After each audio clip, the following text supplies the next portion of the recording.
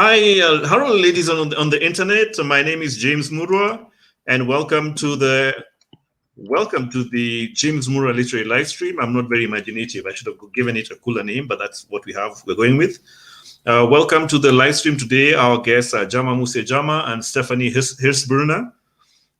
This live stream is done in cooperation with the Frankfurter Buchmesse, which in English is a Frankfurt Book Fair, with financial support from the German Federal Foreign Office. Karibu, welcome. We have Stefanie in the house. She's live, and Dr. Jama, can you hear us? Are you able to hear us? Hello, Dr. Jama, can you hear us? Yes, I'm hearing you well. I hope you are hearing me well. Yes, perfect. I'm very happy to have you here. And also, Stefanie, let's hear your voice so we know that we can hear your voice properly. Yes, good evening, everyone. Hello, James. Hello, Jama. It's nice to see you. Excellent. To see you. So what we're going to do is we're going to be talking about literary festivals and why they're important in an ecosystem. And let me just introduce these people here that you're seeing, those of us who are on the internet, the 8 of you who are there live. Dr. Jama Musse Jama is an ethnomathematician with a PhD in African Studies, specializing in computational linguistics of African languages. He has extensive research publications in mathematics, ICT, and the role of art and culture in development. Founder and yearly organizer of the influential Hargeisa International Book Fair, which is currently running right now. He's also the director of the Hargeisa Cultural Center in Somaliland. He's also a senior research associate at DPU, University College London, UK. You're welcome, Dr. Jama. Thank you so much, James. Thank you. Thank you. And hello, everybody. Hello, everyone. Stefanie Hirsbrunner is a political scientist. She's a scientist. She's the author of several non-fiction books, including Sorry About Colonialism and Hotel 5 Sterne, which in English is Hotel 5 Stars. Her most recent publication, the anthology Africa, Radical New Duncan, which in English is Africa Rethinking Radically, which she co-edited, was published in 2016. She moderates and teaches. Since 2018, she has run the bookstore Intercontinental in Berlin, which was honored with the German Award for Bookstores in 2021. Furthermore, she's a board member of the Intercontinental Association, which seeks to promote African literature in Germany and functions as the director of the African Book Festival in Berlin. That is Stefanie. You're very welcome, Stefanie. Hello, thank you so much. Thank you to both of you. We'll start with Dr. Jama. How is the Hargeisa Festival doing? I mean, I know it's currently going on. How has the response been so far since the 24th? Thank you, James, for having us, and it's a really pleasure to meet you virtually again, and all our audience.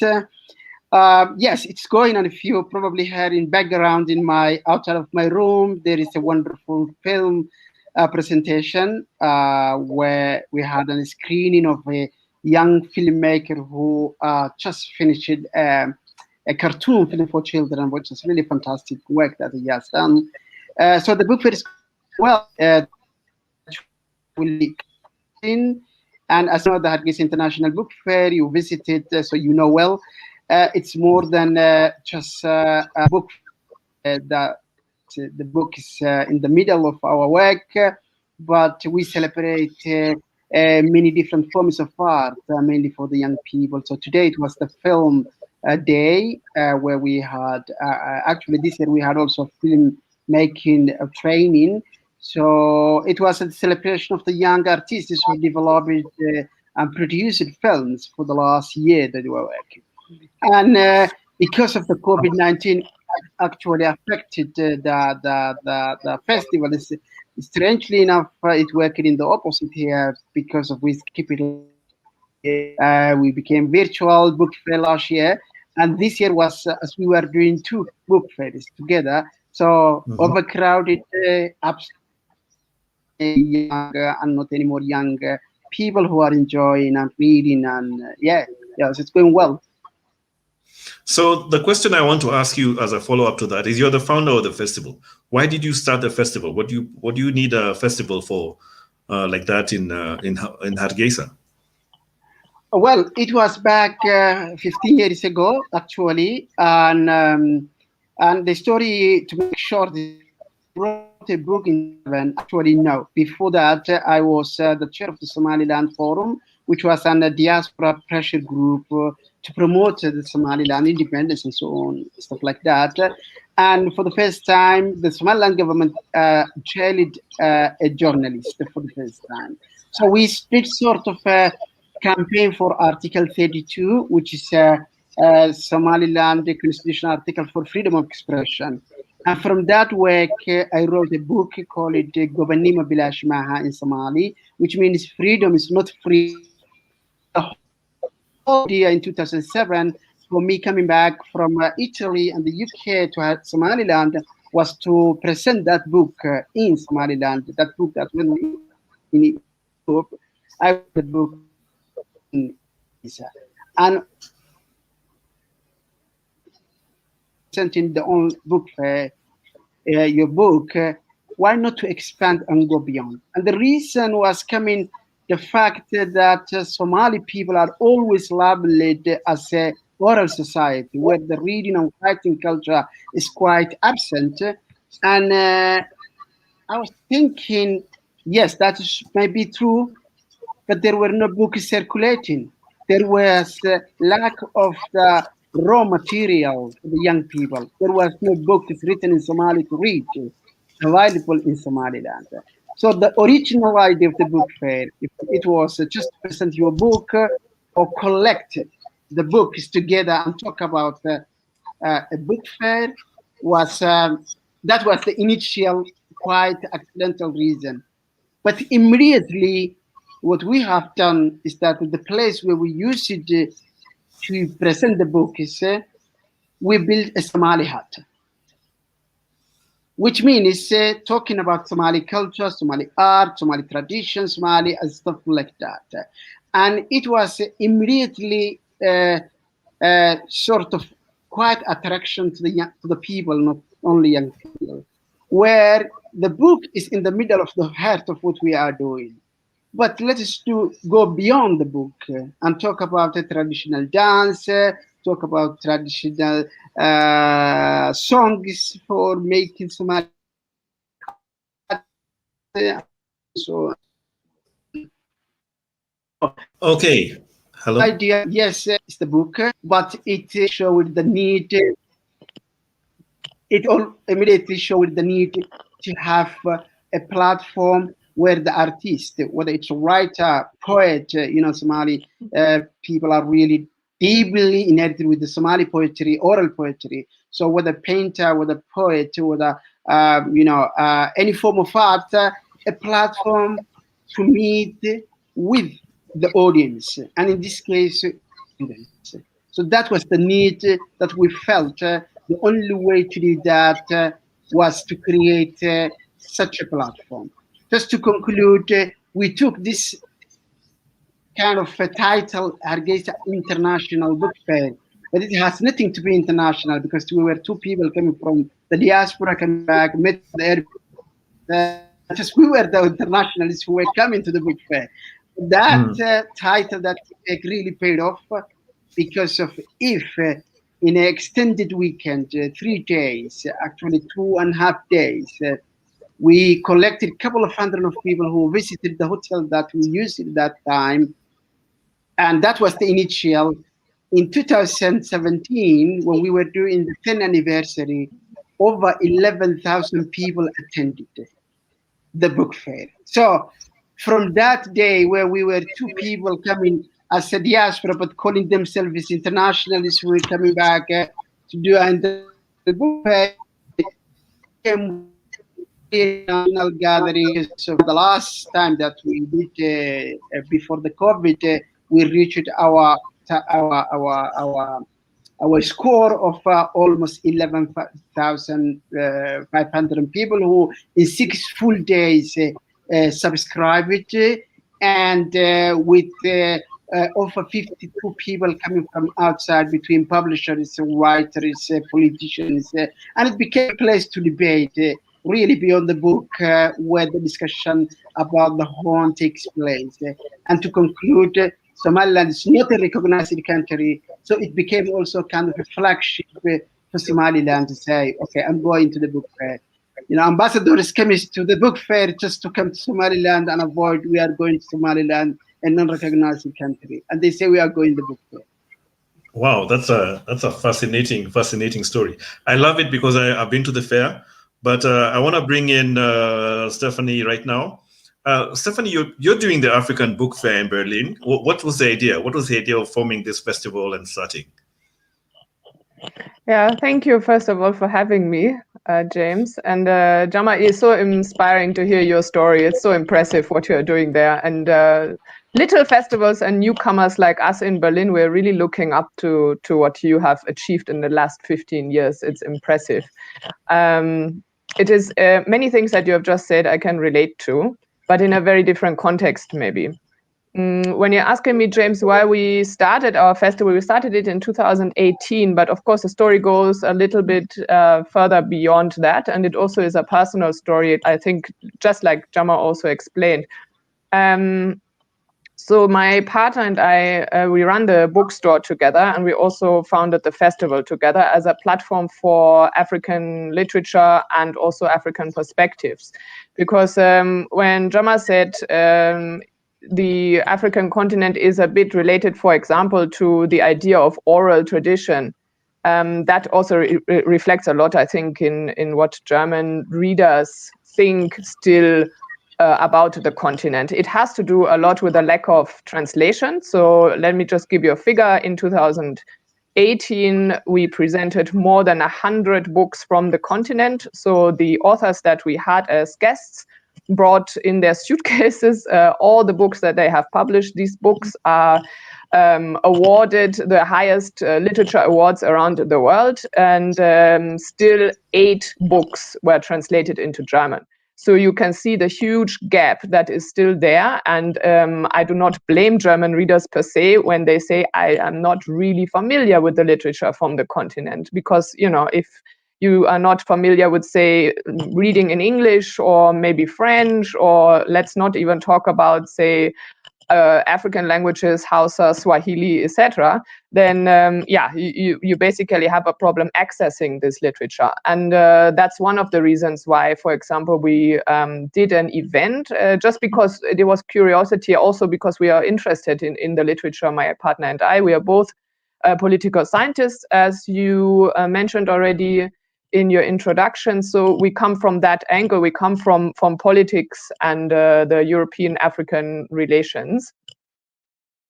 And so we were both always interested in the literature that is produced on the continent. And then we did an event, like we always, we are event managers, so to speak, and we've done this in a long time. So, for example, we were responsible together as a team for the German Africa Award that is given out by the Foreign Ministry every year. So we've done a lot of high prestige, high class events for a long time, Carla and I. And then we did a literature event. We called it a literature congress, focused on African literature. And we brought some of the authors that we loved. And we thought, okay, let's present them to the German audience.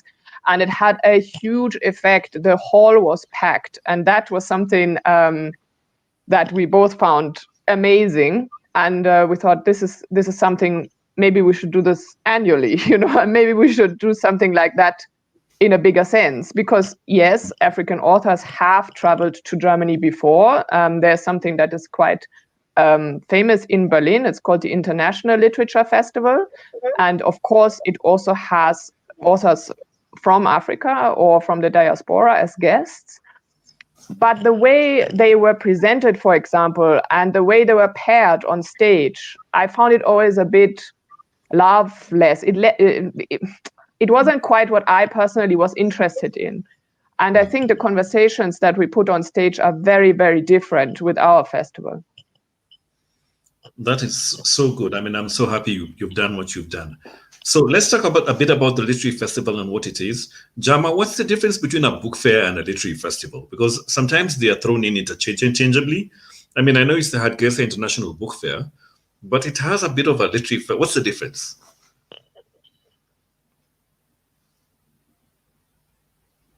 I think, what makes, I attended several book fairs in Europe, and I think, what makes a success of a fair in the West, mainly the major book fairs that I attended, is the volume of the books, of the volume of license, of the volume of money exchanged in that. So in the business side of the book, that's what makes hugely the success of a book fair in the West. Maybe. I want here a friend of us, Chuman Okolo, a poet who attended several times, always attended the Hargeisa International Book Fair. And he said, what makes difference between the Hargeisa International Book Fair and book fairs in the West that I have seen is what makes the news is, of course, the volume of the, of the business exchange or license. While in Hargeisa, what makes the news is the audience more than the book. I think that could be a difference because of yes, if you go to the book fairs in Europe or in elsewhere, where specifically we are talking about book fair, of course, the object that we are focusing is about the book, about the publishing, about number of books sold out, or the number of books license or permission is good for translations, if you want.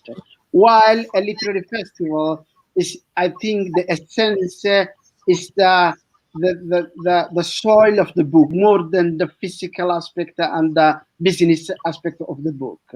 In my opinion, here we are having huge number of young people who are coming and in a place where when I'm in Pisa in Italy or in London, if a poet comes to a stage and get 20 people who are listening, it's a successful audience. Here we are talking about 1,000 or 1,200 young people who are hearing a poet there and cheering like an absolute star of pop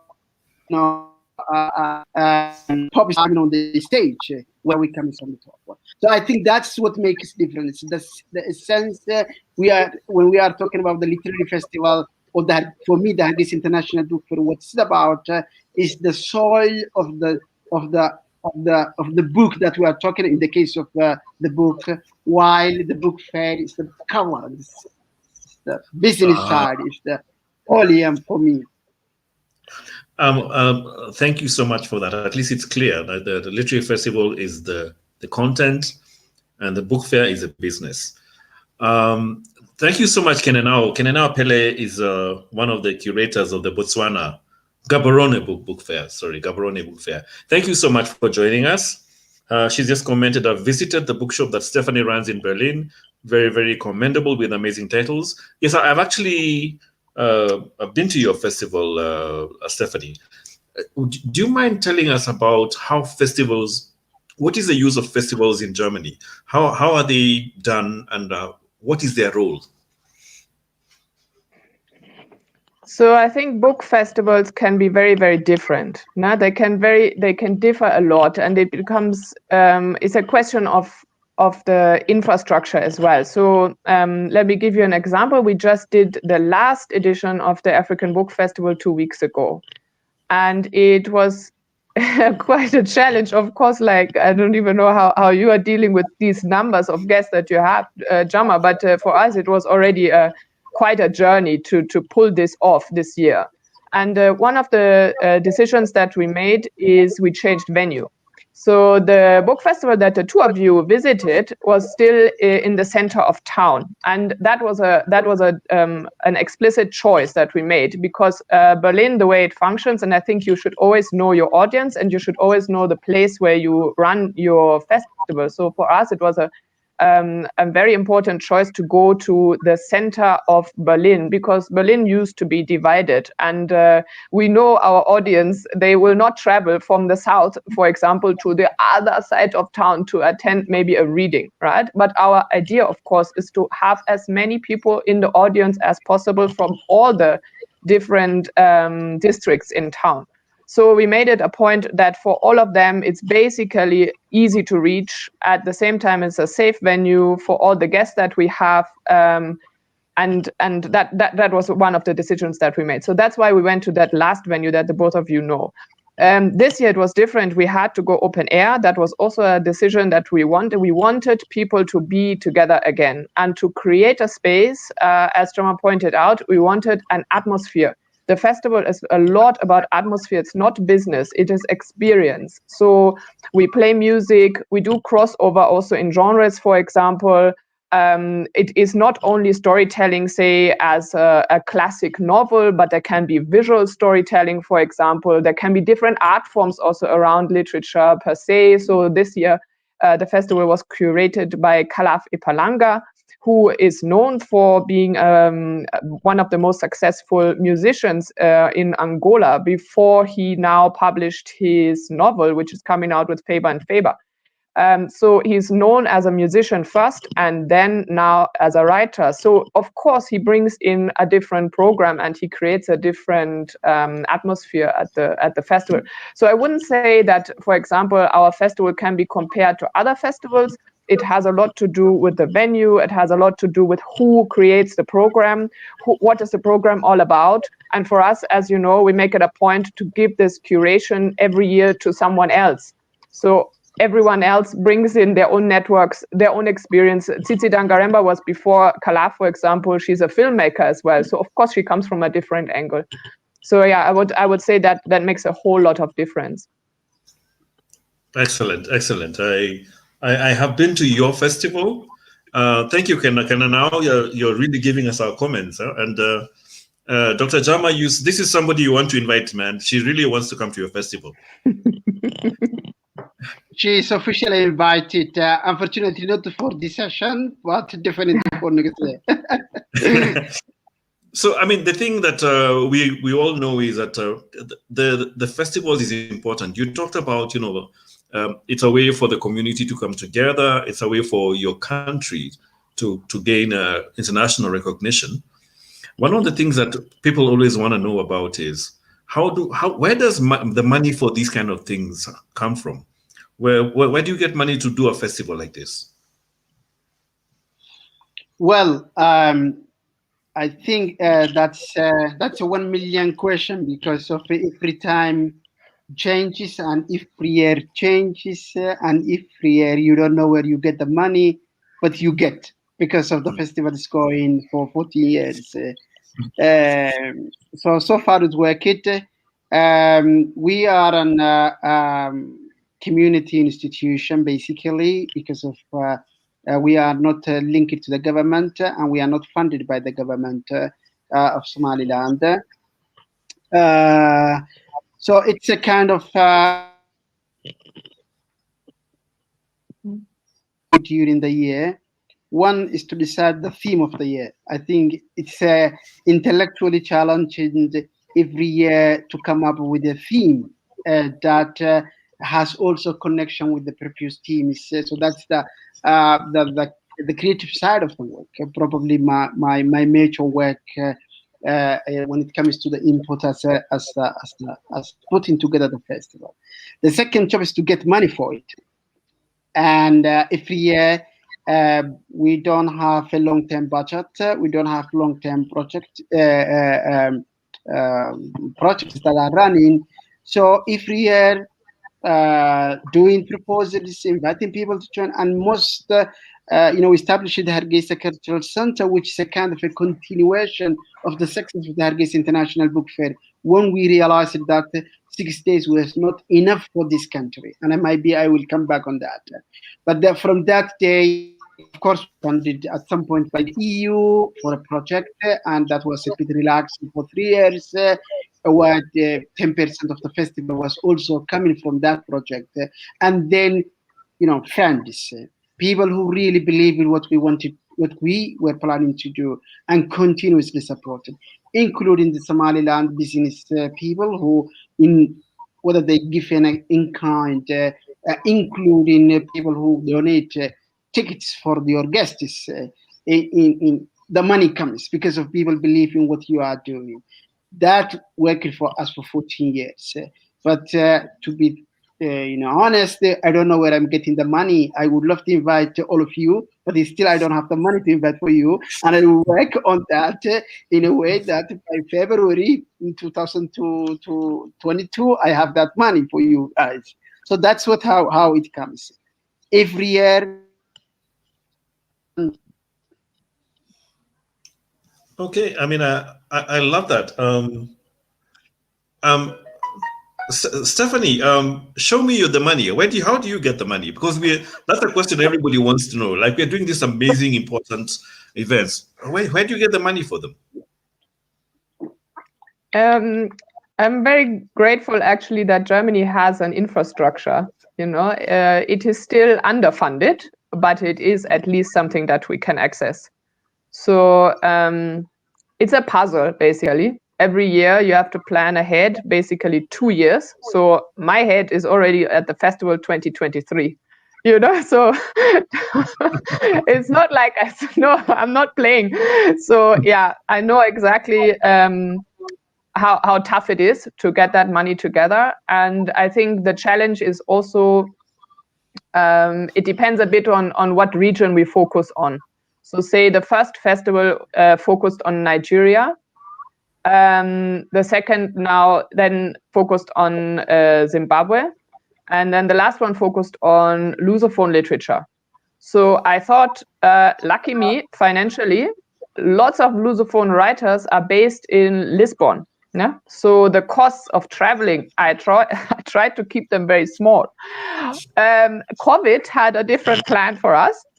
So they closed the border to Lisbon, to Portugal, 2 weeks before the festival. So you can imagine how my sweat on my forehead, because I had this all planned out in a very German way. I was set, and then this happened. So yeah, you can imagine it's kind of stressful, and I'm keeping the money together. But I also have to say that we have huge supporters. We have massive support from all kinds of institutions, and also from just from readers, for example. Yeah? We have a crowdfunding every year. They donate, even though many people we offer, would you like to come on the guest list? These are the kind of supporters. And they just turn us down. They say, no, I'm buying a ticket. No, don't put me on the guest list. So I like these kind of people a lot. They understand how important that is, and that that money is a big question. Yes, because especially with the traveling costs that we have, and because especially make it a point that it might not make anyone rich, but whoever appears on stage is paid, and whoever works is also paid. So I think that's also a big thing, that in general, when it comes to literature, people always expect the author to go on stage for free. So I have this experience all over the country. They always expect, they ask us very often, can you recommend the person who could do our event? And then I say, yes, but what's in it for the person? What can I actually tell the person? And they say, oh, no, the person is promoting his or her book, and that's really not how it works. And so we make it a point that we see into payment. Yes. I guess I'm not the only one. Kenana also wants to know about the money. Let's see. I mean, just a quick comment here. Jason Musse is talking about the difference between book fair and festival. Looks like Mozambique doesn't have a real industry, so they only discuss business content and not business, and that's why our book fair also book fair. Okay, so that's Jason Musse. Thank you for commenting. Thank you for joining us. Actually, you mentioned this, Steffi and Jama. I've noticed that when music festivals have musicians doing music, and film festivals have filmmakers presenting films, but literary festivals have everywhere, have everyone. Jama, is there a reason for that?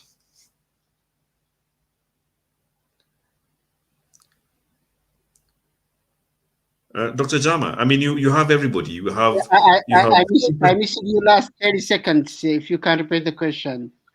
Oh, okay, I was saying that film festivals have filmmakers, music festivals have musicians, but literary festivals have film screenings. They have musical concerts. Is there a reason for that? Why is it that literary festivals are bigger, more encompassing? In my opinion, in my case, we were talking about the people accept it in this part of the world where I'm living, where it's difficult sometimes to work. Nevertheless, they accept the book more easily than other form of arts. And no book is innocent, but people accept easily the book is before the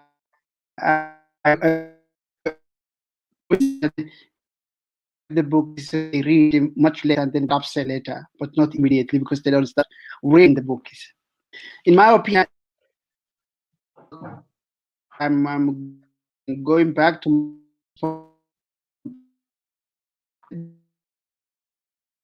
the quality, and that allows to be more open and more connectivity between and cross border of the forms of art. I think that's the reason why when we talk literary festival, you feel that the soil, the content is passing. Just the book becoming a shape of the form. But if that comes through the films, that comes through the traditional dance, or if that comes to stand-up comedy, the same remains. The content, the quality of the content is what touching, what the excuse to connect the human side of the literature, not the gray side of the message that the book is taking. The other point that I maybe add to this is, of course, geographically things change. Location is really important. Localizing is really important. If you want that, what makes a festival, whether it's a literary or otherwise festival, makes really success is if you localize the concept. That's what is not happening in many places of the world. People expect that, Stefanie was saying, people are expect that authors come and perform because they are because the way, but we have a structure in place, like in Germany or elsewhere. It's really different when you are working in a platform like the Hargeisa place. And when you are coming from a post-conflict society like the Somaliland one, then you make a priority in the life of what you are doing. Already the money that you have as a institution, as a country, as a government is already meager. And this resource maker you do as such a huge priority and rigid priority to start with safety, security, infrastructure, hospitals, and then you come to the schools. Then when you come everything that you have,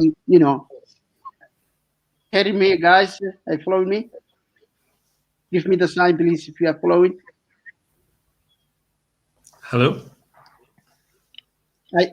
Are you hearing me? I can hear you. Yes, I can hear you now. Yeah, I can hear you. Yeah. So I was saying, when you finish everything, you forget is not the right word. You don't forget, but you put in the least priority, and then you finish what you have, the resources that you have. It's not any more important. But then you realize when you get rid of the art and culture, you remove what makes the human being humane. And what remains to you is this kind of empty soils and the beautiful buildings that you are doing, whether it's infrastructure or roads, and then you lost everything that you had at the long term. So when people understand that point, and they understand that you are losing the human being, the humanity, they come back and they are ready to offer the small amount of money that helps you to hold on a festival that might cost 200k euros or more than that. They can of the territory is less than a year. So I mean, it's really that point that if you understand and if you are able to explain to your people that you are losing the humanity and the humane side of the work, then what you are doing is mechanical side of the festival, and that's what I call book fairs, not literary festival.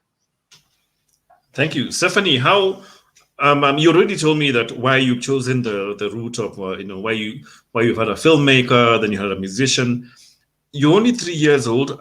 Has there been any noticeable effect of the festival that you've been running? Has there been anything that it's achieved in that period that it's been running? A lot, actually. So we have noticed that several of our guests have found German publishers, for example. That is one of the biggest achievements that we love to see happening. So many of them are now available in the German language. But I think also the way the festival is creating and crossing through the genres, it is also something that creates an interest in the continent itself and in the art that comes from the continent and also in the debates. And the way, for example, our curators create a program and put people together in conversation is so different from everything else that we can access in Germany that it also creates this kind of wow effect to the German audience. And I didn't know about it. Or, for example, when they now hear about the Hargeisa Festival, I'm quite sure that this has made a huge impression on the audience, that something like this happens in a country that is only portrayed in our media. And I think media is a huge issue still in Germany, only portrayed as a war country. And we know it only connected to war and pirates. And then that's probably it. And I think it makes a massive difference how we access stories. So the way, for example, Jama just pointed out, storytelling can come through various different angles. And it always has, to me, of course, but it often has a political angle. And I think it is very important that we talk about how we tell stories from the continent and also who tells these stories. So I want to give you one personal example where I was really also inspired to do something very different. That was in 2011 when in Tahrir Square, we saw people on the streets and making a difference in their country. So I'm watching German television and I want to know what's going on and I want to be informed. And I noticed that throughout the whole time while this revolution was taking place, we only saw German so-called experts speaking to us, the German audience, and reporting to what is happening. And I think that is just simply something that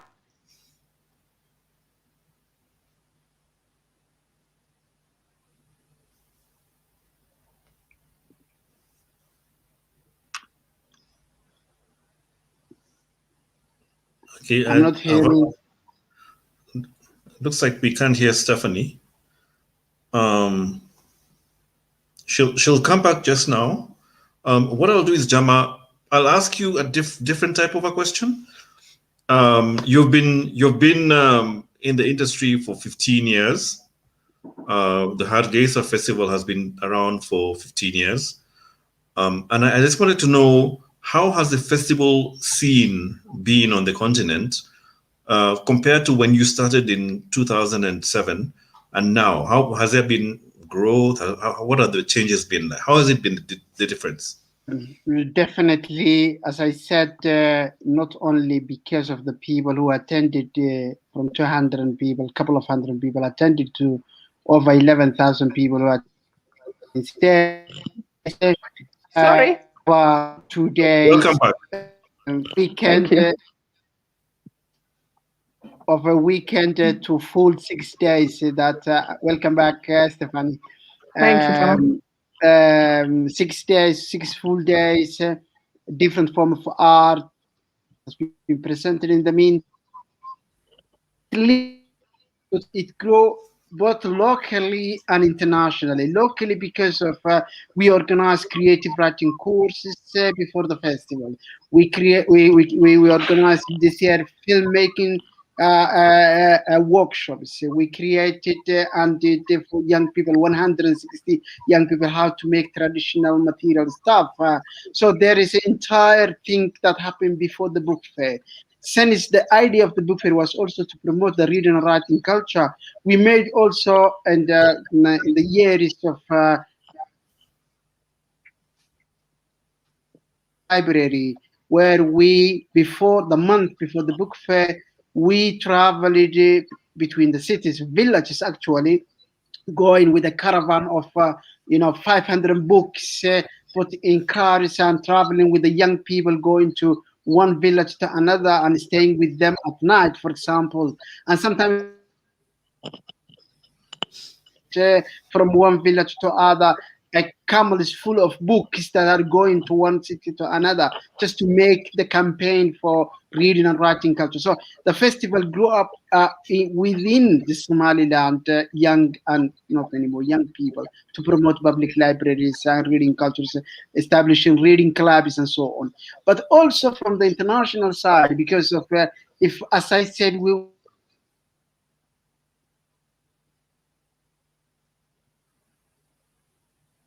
calling themselves as internationals. Last time we had over 50 people who were attending, coming from outside, coming from different 23 countries, different countries for all over the continents of the globe.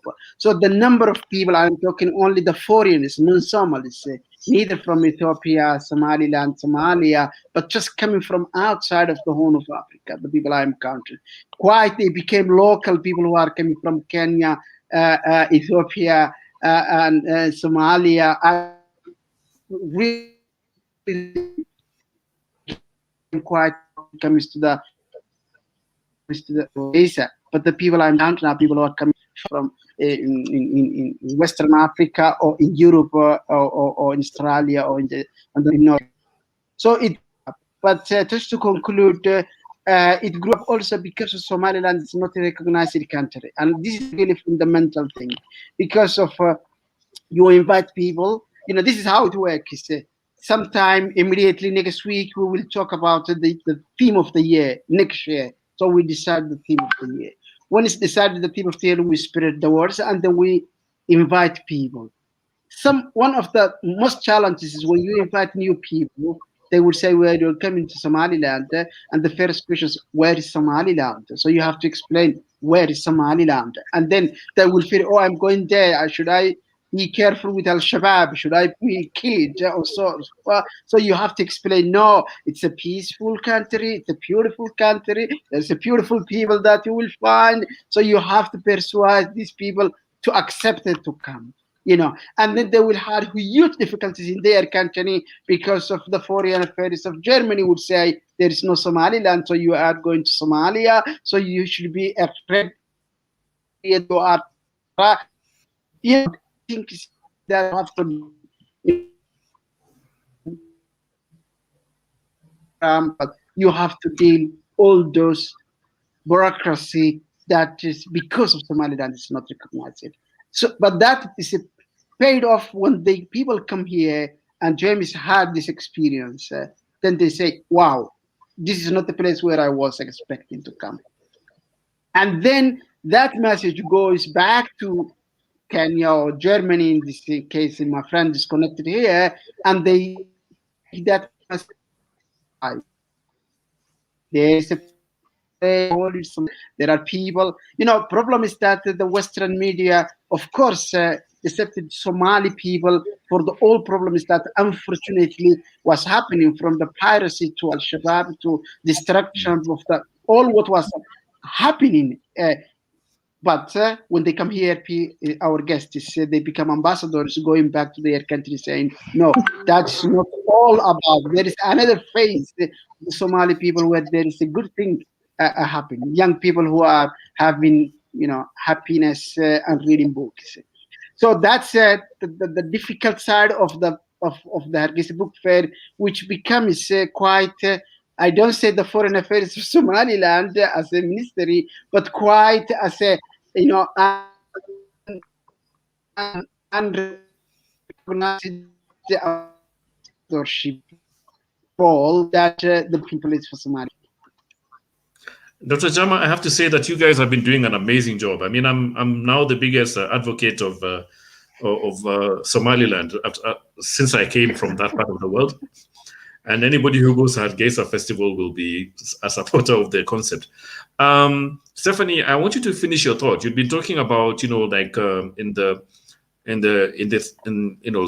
the festival started, you've been helping people get published. You've been helping people change perception. You want to finish that thought? We didn't hear the end of that. Yeah, sorry about that. Yeah. So I think I was referring to the fact that I think it is very important who's telling the story, and also in what sense, and that I had this experience when it came to Egypt reporting in 2011. I think this continues. 2011 is 10 years ago, so I was hoping for a bit of a change in reporting, and I cannot personally say that I see that. I give you another example that is recent. 2 weeks ago, when we ran the festival in Berlin, we had a lot, and I'm grateful for that, we had a lot of media attention. Mainly, I think, also because it amazed people a lot that we were able to put this together at all in the middle of the pandemic, and they were kind of interested also how we would do that. And then it created an interest, of course, that 30 years of German unification and Angolan ties. So we have a bit of a history that we also try to put forward between the two countries. But what I found interesting is, and that is something that we always see every year, is that mainly Carla and I are the ones that are going on interviews, for example, on the radio, or we're giving interviews for the printed press or something like that, which is not really in my personal interest, because it should be, for example, the curator expressing what are your ideas, what is behind the festival, what do you think is it about Angolan literature, Lusophone literature in the world. It shouldn't be me who's answering these kind of questions, because I actually also learned from our curator in that sense. But it is a point that the German media has an issue with translation, and I don't understand why that is. I mean, we have the means to translate. It is not such a big deal, for example, to have someone speaking English or any other language and then put a subtitle, for example. I mean, it takes a bit more effort, maybe a few more minutes, but it cannot be that difficult. Or when it is something that is even pre-recorded, I do not understand personally why it is not possible, and why, for example, we have a media team coming to the festival venue and they interview my colleague Carla, and they interview the curator, and then later I see the report on TV and I know Khalaf is not in the picture. So they didn't air his interview, they only aired hers. And I think that's just simply something that we still have to work on as a challenge in our country, that we actually make it a point to listen to the people on the ground and to listen to people who actually we are talking, and not always talking about, but maybe talking with. That is something that I find very important. Thank you. Dr. Jama, what are some of the festivals across the continent that you recommend our viewers to check out? And, apart from, we've talked about Hargeisa, what are some of the other festivals we need to be checking out? Because I know you've been to several. Yes, actually, the festivals were coming recently quite bubble in Kenya. Of course, the Nairobi, that there are a couple of festivals that was taking place, but with sort of a disconnection that happened recently. But the book, I think there is an issue of coordination as well within the countries. What I like to suggest, to recommend, is small specific place you don't expect in sometimes. And those are the ones that probably makes the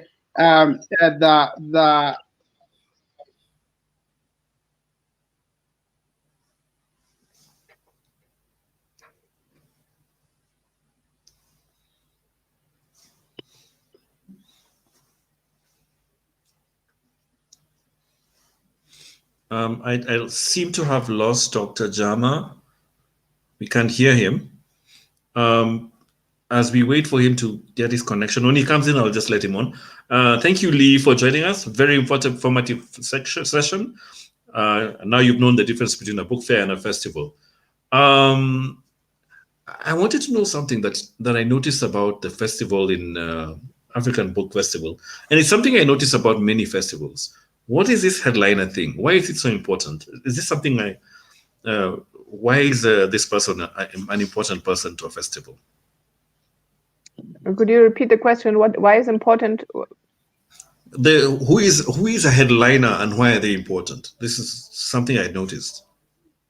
Oh, the headliner, yes. Yeah. It's a bit like from the music festivals, where you also always have one band or one musician that is the center of the festival or the opener of the festival. So we have had two headliners, for example, that were given keynotes also at the beginning of this festival. Chris Abani was the first, and then Ben Okri was following him.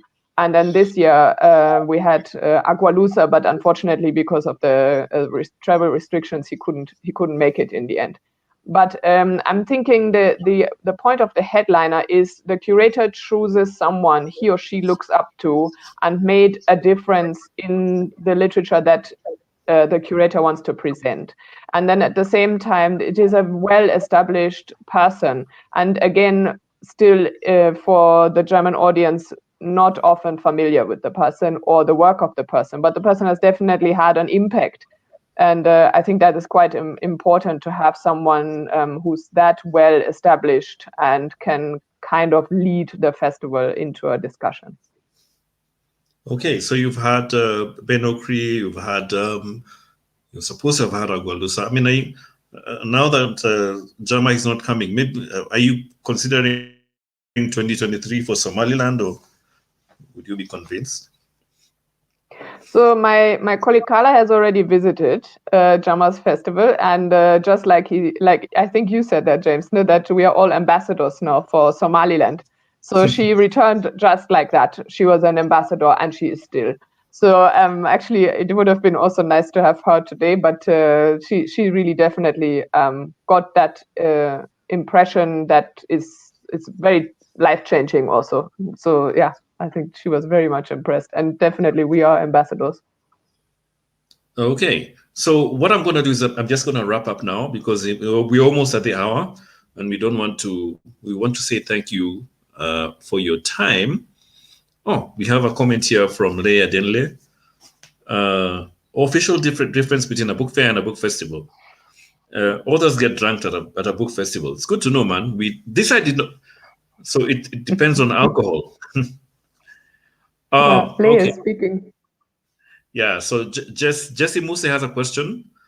Where is Angola literature coming out when you speak about Lusophone literature? Are they translating their work, or are they doing a strong communication with their literature?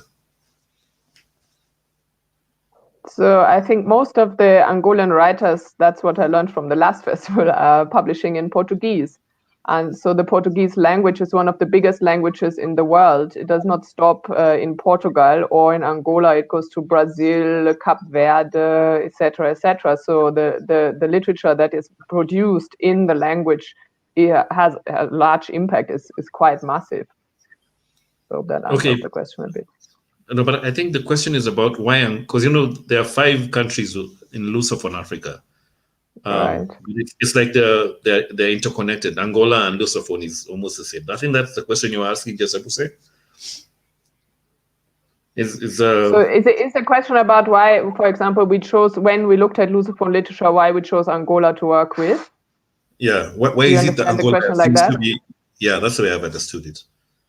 Yeah, so no, we chose Angola first before we chose the kind of the Lusophone literature. It was because people are always asking, so how do you come up with the curator? And I think it's a very inclusive process. So in our case, Kalaf is based in Berlin, and he came to the first few editions, and then he correctly pointed out, well, you didn't have any Lusophone author in these 2 editions, so why not? And then we got talking, and then that actually happened. That then I thought, maybe with your ideas, which you're presenting already, then why wouldn't you do the curation maybe next time? That might be a good idea. And so this was one point, that Kalaf was actually the one coming from Angola. Angola is his birth country, so that's why then the focus of Angola came about. But at the same time, I'm thinking that. Oh no, I lost my point. I hope I answered the question a little. You've actually answered the question. We have another comment from Anna Dosson. Thank you all for this fascinating discussion and the amazing work you're doing. You're welcome. We are happy that you've enjoyed that. Thank you, Anne. Portuguese, I did not know this. Portuguese is the most spoken language in the global south. Okay. We learn a lot in this. So what I'm going to ask you to do, thank you so much, Steph, for joining us at this live stream. I know you're not in Germany, you're in Johannesburg right now. That's correct, yes. Okay, we have more of your people. Chimeka Garrix, well done, Jama and Stefanie, for the enlightening conversation. Thank you. For the smooth. Thank you, Chimeka. Thanks, I'm a huge fan. Thank you. So it looks like everybody who went to the book fair is streaming in right now. It seems like it. Yes. So I'm like to say, would you like to make a closing statement? Why is a festival important? Why a book festival is important? Yes. Why is a literary festival important? So I had to ask that question to Fiston Mujila, who's also a guest at our festival, because that what I just told you. Actually, I tried to put a few people on the radio as well, and then something happened. And even though Fiston speaks fluent German, very proper, he couldn't make it to the interview. So I asked him this kind of question because I knew they would ask me what is the importance. And so I want to quote Fiston on this. He said it makes a huge difference in for the authors to come to a country and present their work and to speak about their work, and also, for example, find other, say, publishers, but also find a different audience. And then something that he pointed out, and I found quite interesting and important as well, it makes a huge difference for the diaspora, for example, to have certain role models to look up to see people that are on stage and they are actually performing their art, where maybe sometimes at home they will hear, do you not want to study something real, learn a real profession first before you write a poem all the time or something like that. So he said that makes a huge difference, and he found that very important. Thank you so much, Stefanie. I want to thank everybody who's logged in. Thank you, Hans, for your. Thank you. Thank you, Hans. And I'd like to thank everybody who's logged on for the last. It's already an hour, for the last 1 hour. I'd also like to say thank you to the Frankfurter Buchmesse, who's our partner on this live stream, and the German Foreign Federal Office. You can see their logo there. Here's another comment. Sandro, thank you so much for your comment. Thank you, Sandra. Thank you. That's nice to hear. Yeah, thank you so much. And I'll say thank you for logging in. Thank you, Frankfurter Buchmesse. Thank you for German Foreign Federal Office. And thank you, Jesse Musse. I want you all to have a good evening. And I'll say goodbye and God bless. Cheers, everybody. Thank you, James, so much. Thank you. Bye-bye. Thank you for joining. Thank you, by the way. Thanks. Okay.